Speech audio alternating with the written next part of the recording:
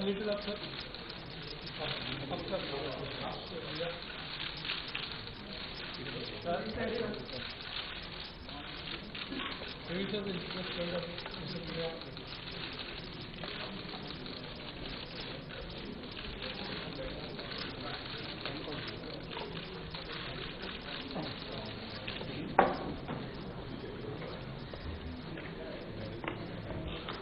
May I now request the CA to make his presentation.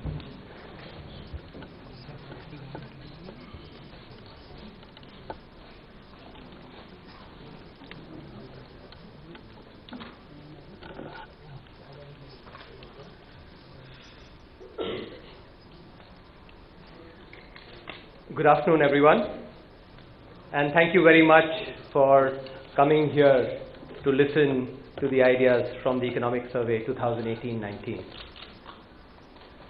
Let me first start by thanking my excellent team here, many of the advisors, all the advisors are seated here, and my other team who are seated over there, for their dedicated effort over the last several months to put this survey together. I'd also like to thank several others, including the consultants, the directors, and everybody from the team DEA for putting this survey together. Hello. Translators and the team from production, who literally burned some midnight oil in trying to get this in the shape that you're seeing it now, also deserve our sincere gratitude.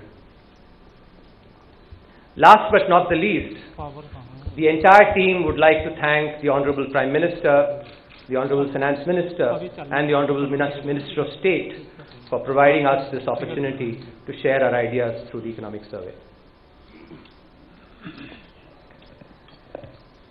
So let me start. Let me start by first describing the theme that underlies this Economic Survey, which is captured in the cover page of the survey.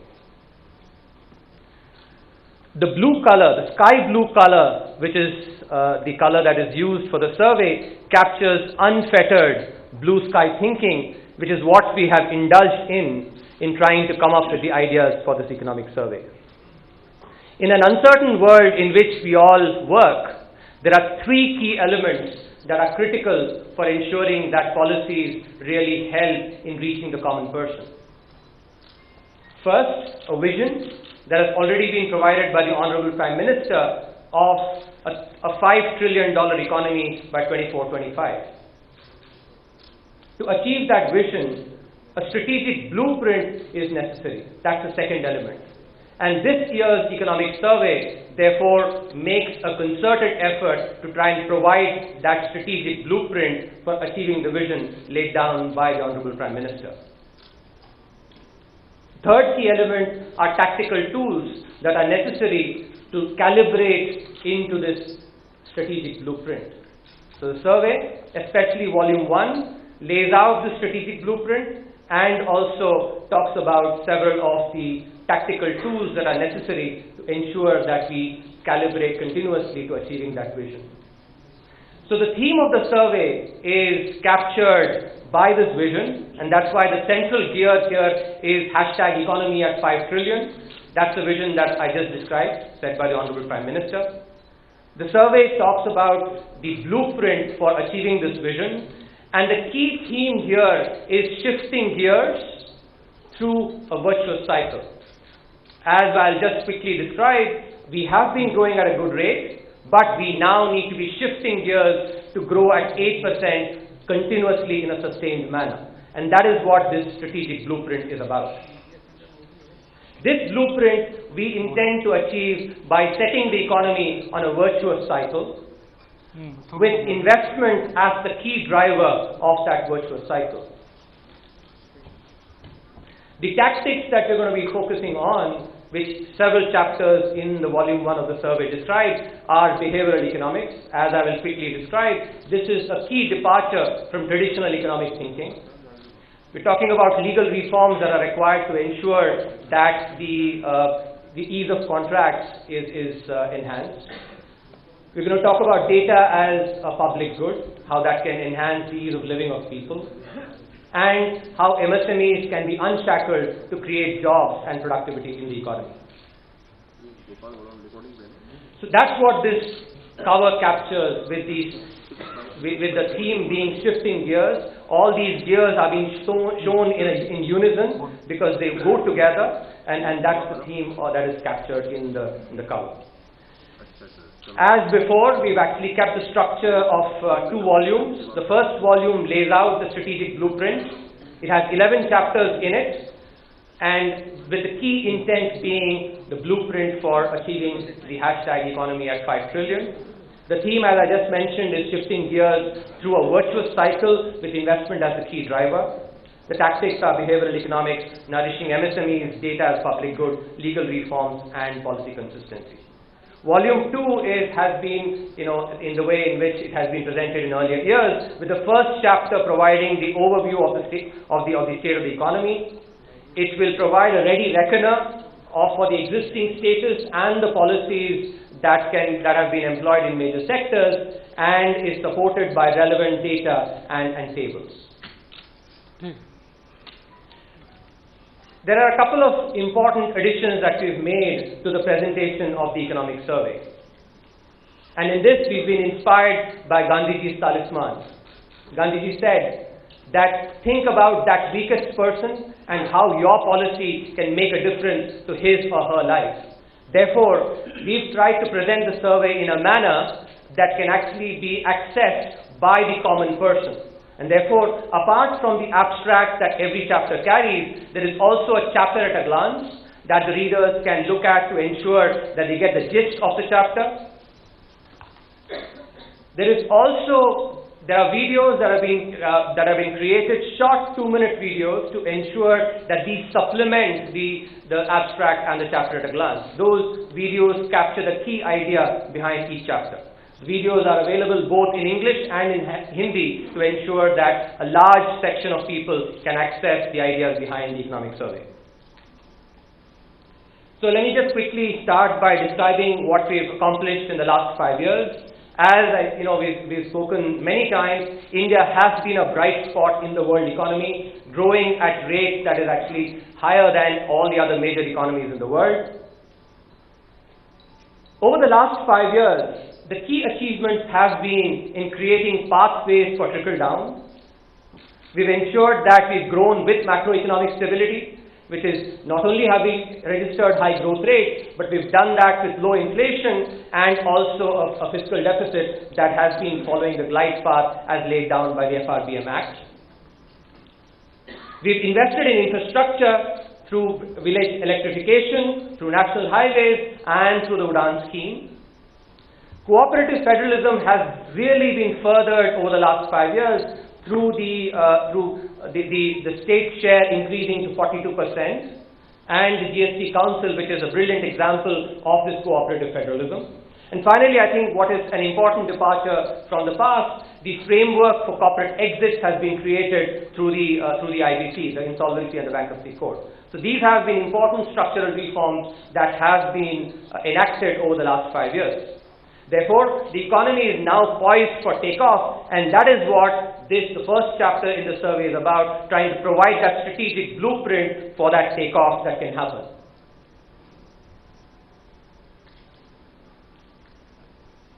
So, the key departure that the survey makes is in thinking about the economy as being in either a virtuous cycle or a vicious cycle.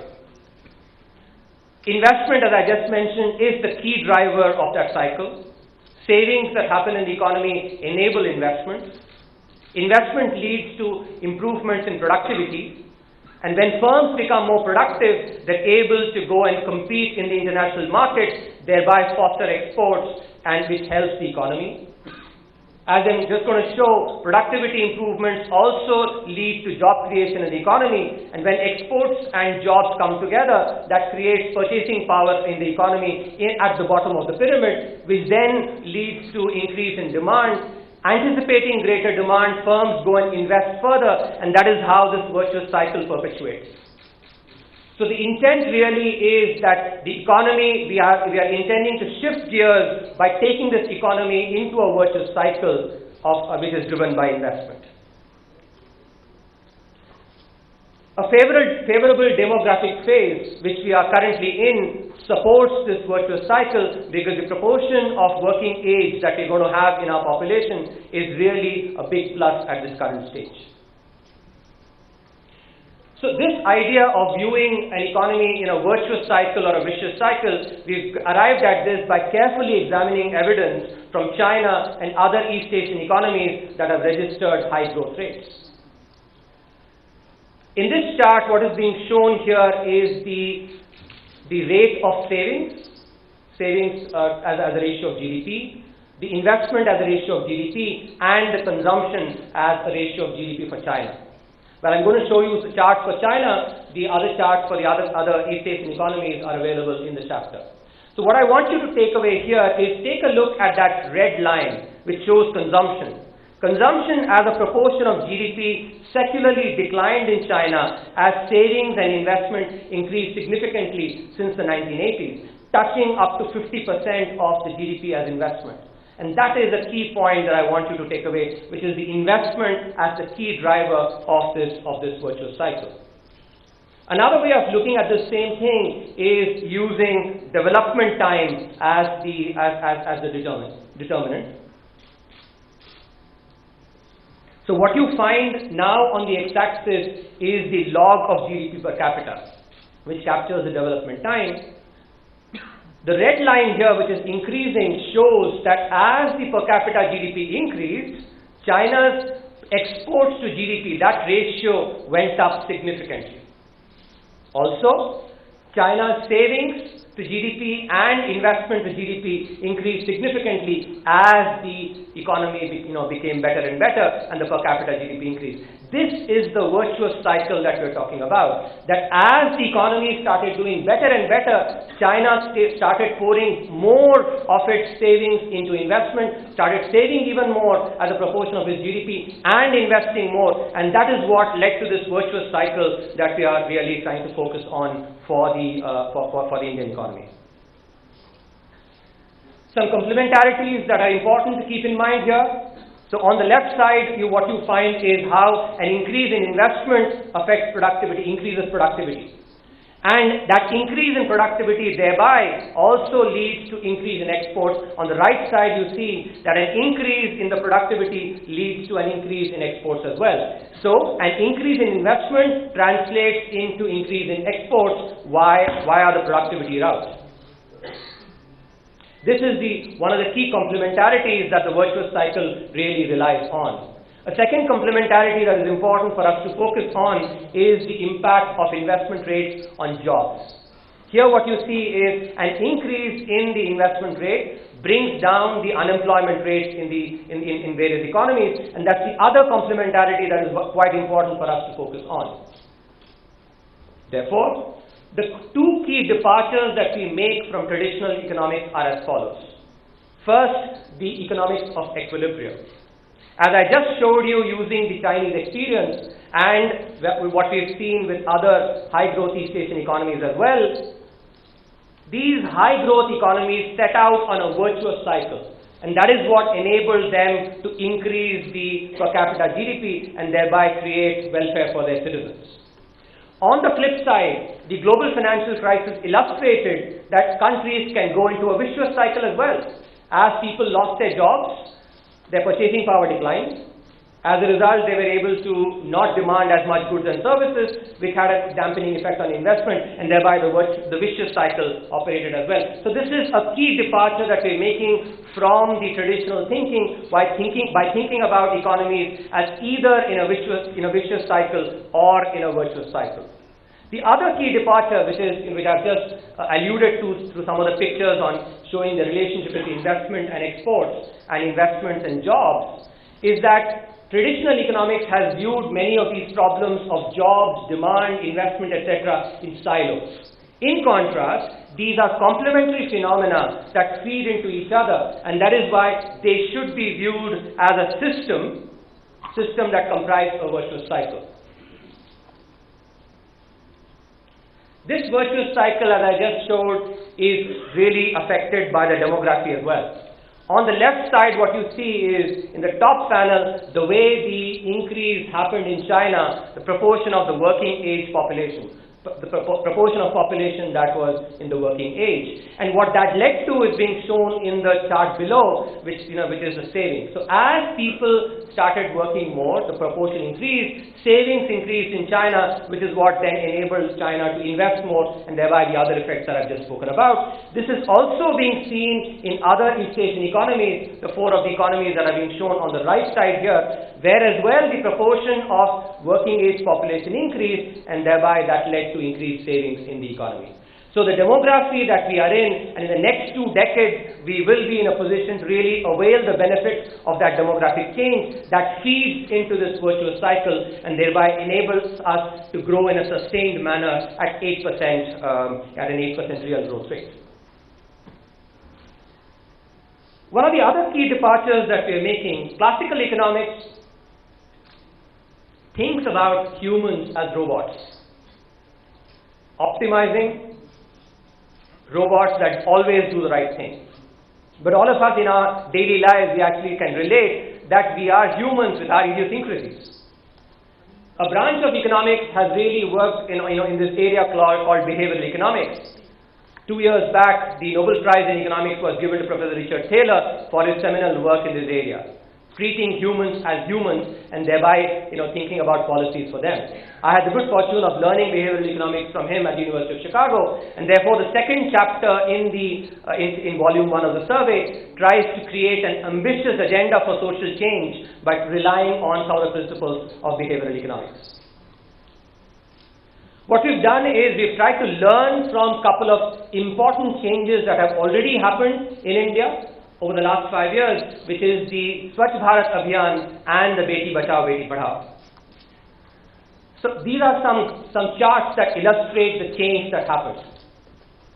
On your left, you see the coverage of individual household latrines, 2015-16 and 2018-19. Green shows greater coverage. I think, as they say, a picture is worth 1,000 words. That picture clearly shows the increase in coverage from 2015-16 versus 2018-19. On your right, if you take a look, you look at the verified open defecation-free villages. Again, 2015-16 versus 2018-19, with green showing greater coverage, red showing less coverage. Even over here, it's palpable that the improvement has happened in ODF as a result of the Swachh Bharat Abhiyan. Some of us may think whether this is indeed something that can be sustained. The best way to go and look at that is the impact on health outcomes, because sanitation should eventually matter for health outcomes. So this chart shows what happened with a key health outcome, which is the diarrhea cases for children under 5 years. On your left, what you see is the chart for those districts where the coverage for individual household latrine was very low as of 2015. And so, as a result of the Swachh Bharat Abhiyan, this coverage increased significantly in these districts. On your right are those districts where the coverage was already high, and therefore the potential for impact through the Swachh Bharat mission was less. Again, this picture is very clear that the decrease in the cases of malaria among children of age below 5 years has been significant in those districts where the IHHL coverage was low as of 2015. That shows that the impact on sanitation has indeed translated into an impact on health outcomes as well. It is not just seen in diarrhea, it's also seen in cases of malaria for children under 5 years, which is the one on your left bottom. Cases of stillbirths, which are these are children born without life, and the children who are born underweight. All these 4 outcomes have translated, have showed positive impact because of the Swachh Bharat mission. Another important campaign that really utilized behavioral economics was the Beti Bachao, Beti Padhao. Here again, we're showing a chart that shows the birth ratios as of 2015-16 and 2018-19. What you find here is that the darker areas are those where the birth ratios are better, birth ratio captures the number of children born for every 1,000 children that are born. And clearly you can see here that as a result of the Beti Bachao, Beti Padhao, the improvement in the birth ratios. Using the learnings from these two campaigns, what we've tried to do is to lay out the key principles of behavioral economics. There are 7 principles. Because of the paucity of time, I'm not going to go into the details, but these principles have then been employed for thinking about transformational behavioral change in the country. I would just want to pick up one example, which is using the Gandhiji's 150th Jayanti, 150th birthday, the message of be the change that you wish to see in the world. This was the key message that Gandhiji gave to the world. And in particular, these were captured through the 7 sins that Gandhiji asked us all to actually try and stay away from, which is politics without principle, wealth without work, pleasure without conscience, knowledge without character, commerce without morality, science without humanity, and worship without sacrifice.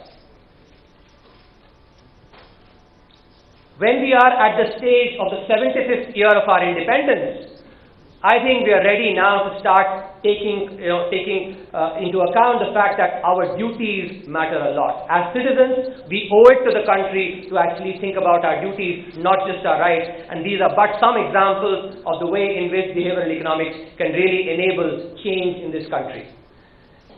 Just to sort of show some of the ideas that can be really worked upon, we can go from Beti Bachao, Beti Padhao to Badlav, which is basically an anagram for Beti Aapki Dhan Lakshmi or Vijay Lakshmi.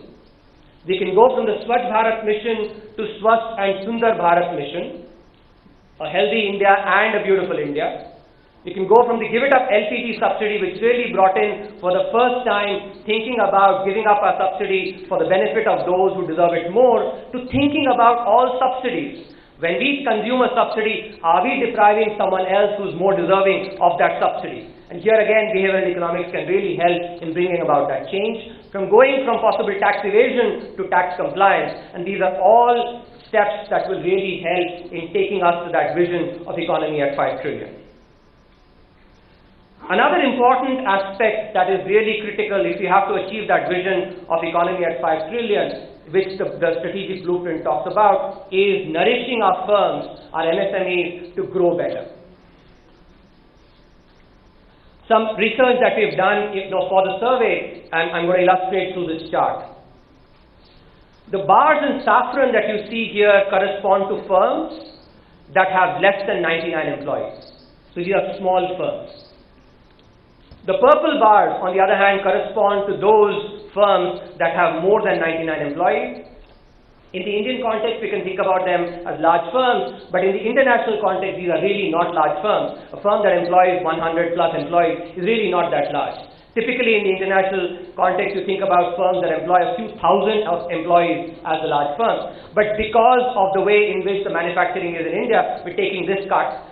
What I want you to take away from this slide is look at the proportion of small firms in the number of firms, the same proportion for employment, and then for the value added.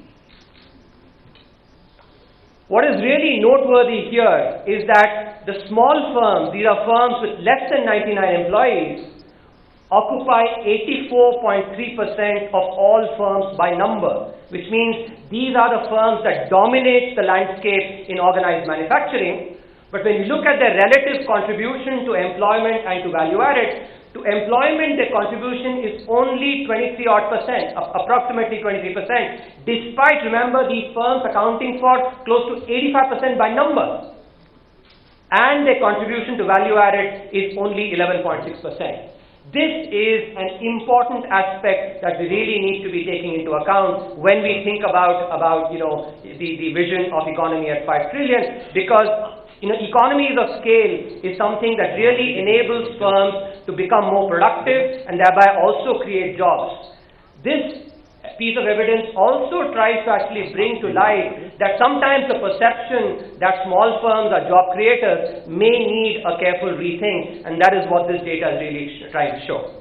So what we show in this chapter is that firms that grow over time and become large That's what is being shown in the purple bars there. By number, they account for only 16%, but they are significant contributors to employment, 77% in employment, and even more to value added, which is about 88%. That's the point that we need to take into account. The fact that economies of scale that large firms can exploit enables them to create employment and also add value. And that is something that we really need to be focusing on. So firms that actually grow up and become large, their number is low, but they're contributing a lot more to employment and value added on a per capita basis. In contrast, firms that remain small, despite having aged over time, they are contributing much less to employment and to value added, even though they dominate the landscape. This is something that we really need to be focusing on. Why is this the case? We try and dig into that as well. One of the key constraints that we get here is let me also talk about how this compares with the cross-sectional evidence. What is being shown here is, on the x-axis, the age of the firm. And we're showing this for 3 countries, India, United States, and Mexico. The blue line is for India. That dotted line is for the United States. Dotted red line and the dotted purple one is for Mexico. What is really noteworthy here is that a typical firm in the United States, when you compare the number of employees that it has when the firm is young, which is less than 5 years, and you compare the average firm that is 40 years old, the firm in the United States creates 7 times as much employment as it did when it was young. In India, on the other hand, these firms are only creating 40% more jobs. So a firm that is 40 years old is creating only 40% more jobs than it created when it was young. This is the crux of the problem that we're trying to identify. The fact that these firms are growing, they're basically aging, but they're not creating enough employment. Even Mexico, firms there create double the number of jobs, while in our country it's only 40% as firms age. Why is this the case? Labor reforms are one of those.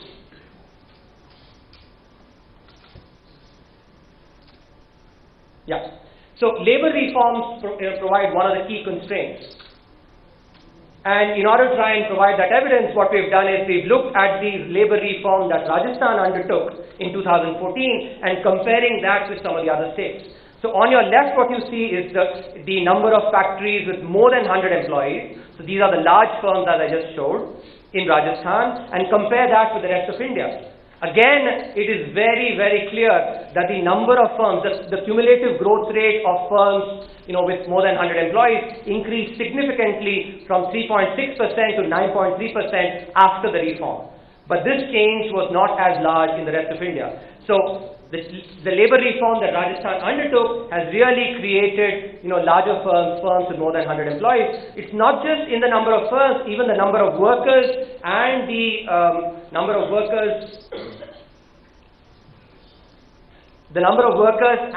total output per factory has also increased. So labor reforms have really enabled in creating more labor and capital in the state. So this is one key aspect that we must be focusing on. The chapter goes on to think about some of the policy nudges that we should be focusing on. First, we have to really double down on incentivizing infant firms rather than small firms. The idea is very simple. All of us have, I'm sure, seen when we had our kids learning a bicycle. We provided that kid a support wheel so that the kid did not fall. But suppose we told the child that you can always drive the cycle with those support wheels, the child would never learn to drive a bicycle on her own. So good parenting is about really taking those support wheels out and telling them, initially keeping them when the child is learning to bicycle, but then take them out so that the child is able to bicycle on her own independently. That is the way in which we have to actually let the MSMEs unshackle them and grow them, by enable them to grow and create jobs and productivity in the economy. So this can be done by having a sunset clause for all the size-based incentives that we have, with the necessary grandfathering, so that the firms get the time and the opportunity to sort of shape up, to be able to adapt into this change. focus on infant firms in the more employment-intensive sectors like construction, tourism, etc., and focus on service sectors with high spillovers. Tourism is one good example.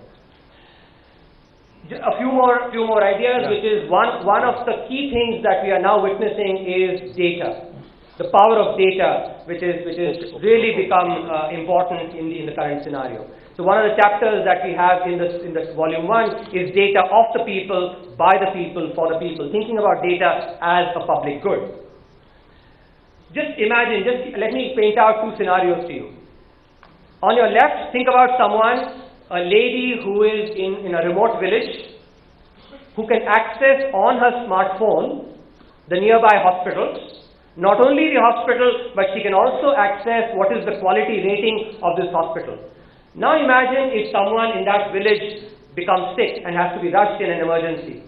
This piece of information can really be life-saving to that particular that woman and people in the village itself. On the right, think about an application, an app, where a farmer who possibly wants a loan uses that app to request the amount of the loan, specifies the term for that loan, how long, what should be the maturity, and also gives his permission to the bank to utilize the data to screen and decide on whether the loan should be given or not. All this is done through the app. The farmer does not need to run from pillar to post at all. The banks use fintech to basically screen the loan, and once the loan is approved, the bank just credits the loan amount directly into the bank account of the farmer. This can all happen without the farmer ever having to step out of his home, just using his phone. And that is the potential that data as a public good really provides. This is because the marginal cost of data has really gone down, while the marginal benefits have gone up significantly. And that's why data can be visualized as a public good. Governments today need to be investing, therefore, in creating data as a public good in exactly the same way as governments create roads, ports, etc. as public goods. Same way governments need to be investing in data as a public good to enhance the welfare of people. A final chapter that I'm going to focus on is something that is really important for achieving that vision of the 5 trillion economy, which is about the legal infrastructure. An important fact that we all must take note of is that among 190 odd countries in the World Bank rankings on ease of doing business, India ranks 163rd, or in the bottom 15% when we talk about the ease of contractual enforcement. And this is because we have a backlog of 3.5 crore cases in our courts, 90% of which is in the lower courts, the district and subordinate courts. So this chapter looks at this particular problem, and the key point this chapter makes is that this problem is not as insurmountable. I repeat, not as insurmountable as it seems. And we've just done some simple analysis to show that 100% clearance rate in the district and subordinate courts can be achieved by recruiting about 2,200 odd judges, which is well within sanctioned capacity.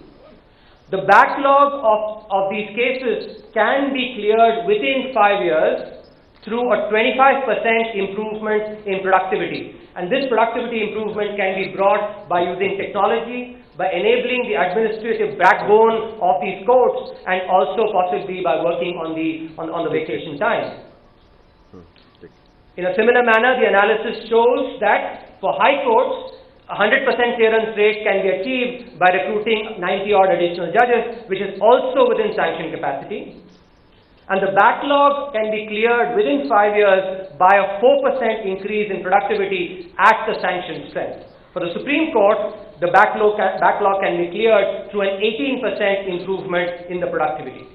So this chapter makes a clear message that both by recruiting or by having judges within sanctioned capacity and by bringing about improvements in productivity, by bringing in technology, by enabling the administrative backbone, the ease of contractual enforcement can really be enhanced, and this would be the best investment that India can make in trying to go towards the $5 trillion economy. So in sum, as I just said, the economic survey lays out a strategic blueprint for achieving that vision of economy at 5 trillion. The key theme is about shifting gears. We've grown well, but we need to shift gears. We need to shift into top gear at 8% plus sustained growth, and we can do that by pursuing a virtuous cycle with investment as the key driver. In coming up with this model for development in India, the survey makes a significant departure, and which I just described. Another key departure is thinking about, humans as humans when we think about policy for them, and that's where behavioral economics really helps in creating policies. Unshackling MSMEs to grow and thereby create jobs and exports for the economy. Creating data as a public good to enhance the ease of living of people, and clearing the legal logjam, which can possibly be the best investment for achieving that vision of economy at 5 trillion. I thank you very much for your patience. Happy to take questions.